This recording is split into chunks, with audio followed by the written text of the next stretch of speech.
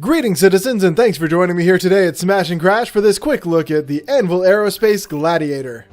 When it comes to the loadouts, there's a couple discrepancies. First off, the guns that I'm seeing here in my hangar are Bulldog repeaters, but according to the website, they're actually Badger repeaters, and as we know, it's an alpha, so all of this is subject to change. Next up are the gimbal-mounted Mark IV laser cannons under the wings, and that matches the website and the hangar. Hanging out next to those laser cannons are a couple of Firestorm Kinetics, I believe, double missile racks with 2 Tempest 2 missiles in each one, so a total of 8 missiles just on the wings. We can't let the wings have all the fun, so let's take a look at the size 5 belly-mounted torpedo rack. This thing has 4 Stalker 5 missiles in there, and it makes the ship just fantastic for making things go boom. The only other actual discrepancy I found here is that the power plant is an Aegis Vortex. According to the website, it's an ACOM Starheart 3, and then it's got a couple of Aegis Tundra coolers on there, but that's not a discrepancy. That's not listed on the website at all. So this is really just some minimal things, and everything's still working, and that's what really matters. But I just want to be clear that I haven't changed anything on this ship, so I could stay true in this quick look to the kind of ship you'd get if you just purchased this outright.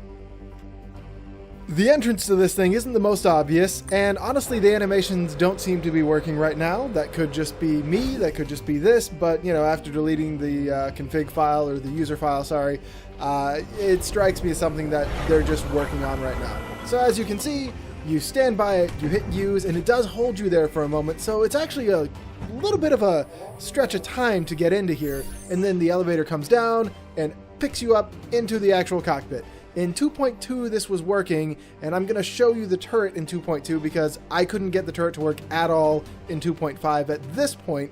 I'm going to rent this and try it again later, but for the time being, let's just take a look at the outside and then jump into the verse.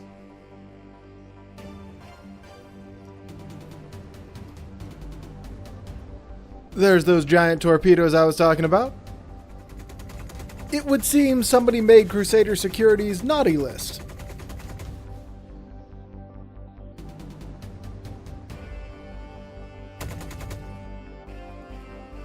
Alright, let's get into this thing and check out the speeds.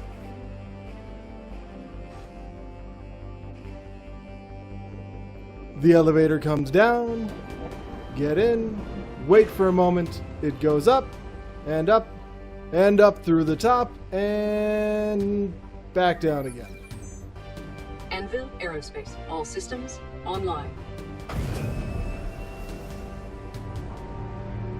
This ship is really great for close support. It doubles as a landed turret, which is wonderful, and its speeds aren't terrible either. Space combat mode, it hits about 190, it boosts up to 310, and it cruises at 600. Very respectable for a ship that needs to move. It's not quite as fast as, you know, the fastest ones on the block, but it's got a lot of firepower, and it's very versatile.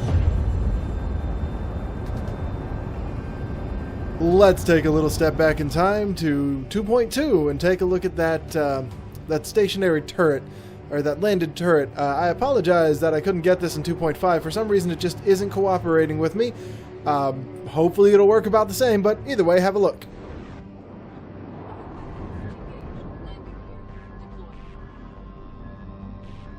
Bringing it in for a landing here because you can't really get out and use the turret while you're in flight. Well, you may be able to, but if you don't at least stop completely, your ship will get away from you long before you get to the turret. But in 2.5, you have to actually stop to get out, so I suppose that does negate that problem, doesn't it? So aside from the rambling here, let's go ahead and hop in. The seat behind the cockpit actually slides down. You hop in, it brings you up into the turret.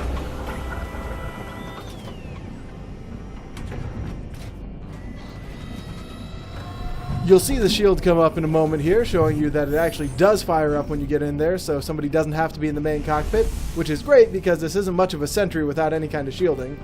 The cockpit is very detailed, just like any other primary cockpit, any other turret cockpit, and honestly, these repeaters are some of my favorite turret guns. I love repeaters in general. It's probably just me, because I know that some of the other ones are more heavy hitting, but I really love this this ship. The way that you can have somebody back here while you're landed somewhere, you can use it as a primary weapon, which you're about to see here when I bring it into Arena Commander for some combat tests. Alright, let's dive right into some combat here and show you how the weapons work. Well, how well they work, or whatever. I just like showing off the booms.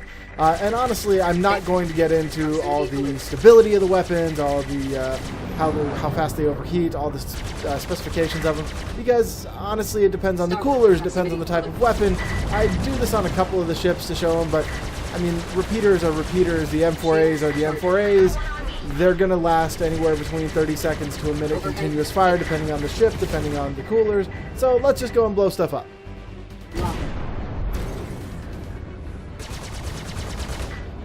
The repeaters are great for withering fire and taking down shields and really just keeping people from shooting directly at you for the most part, because even if they're not the strongest thing, most of your opponents are not going to want to just get unloaded on by repeaters or by anything. And with this one, if somebody's flying right at you, you also have the M4As.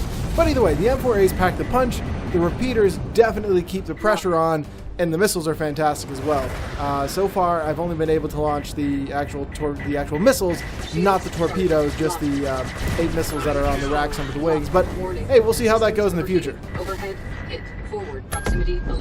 The shields in the armor here seem to hold up pretty well against the Van Duel's weapons, and I mean, even if I stopped and started shooting at them from time to time, which I don't usually do, but sometimes it's fun to skeet shoot, even though the skeet shoot back, they hold up very, very well. It's still going to get torn to shreds if you just stop moving and you have other ships shooting at you, but really it is a good, strong shield and good sturdy armor. Let's go ahead and wrap up this quick look at the Anvil Gladiator. In summary, the thing is heavily armored, it's got great armaments, and it has the unique feature of being able to land and still use that turret, so you don't have to have a second pilot. You can park it by, say, a constellation that needs protecting, and be able to actually use your weapons and turn on the shield without being in flight. That is great, it's going to be handy, and I can't wait for procedural landing so we can actually try this in its element. Well, that's it for me here today. Thank you very much for joining me at Smash and Crash, and I will see you in the verse. Ah, dang it.